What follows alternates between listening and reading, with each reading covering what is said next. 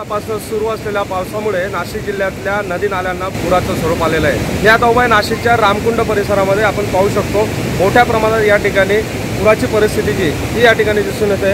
खरं तर नाशिकच्या गंगापूर धरणातनं 6000 क्युसेस पाण्याचा विसर्ग जो आहे तो नाशिकच्या रामकुंड परिसरात सोडण्यात आलेला आहे। त्याच्यामुळे हा संपूर्ण जो परिसर आहे तो जलमय परिसर या ठिकाणी दिसून येतोय। खरं तर नाशिकची ओळख ही मंदिरांची नगरी म्हणून नाशिककडे बघितलं जातं। रामकुंड परिसरात अनेक लहान मोठे जे मंदिर आहेत ते देखील या ठिकाणी पाण्यात गेल्याचं दिसून येतंय।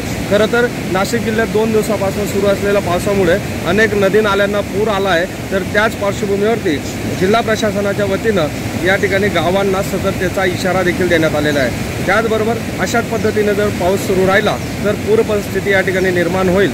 त्याचबरोबर हवामान खात्याकडनं पावसाचा अंदाज जो आहे तो पुढच्या 3 ते 4 दिवस जोरदार पाऊस असल्याचंही हवामान खात्याकडनं बोललं जात आहे। त्याच्यामुळे हा संपूर्ण जो परिसर आहे तो या ठिकाणी जलमय झाल्याचं चित्र दिसून येत आहे। कुशाल पाटील, महाराष्ट्र लाईव्ह, नाशिक।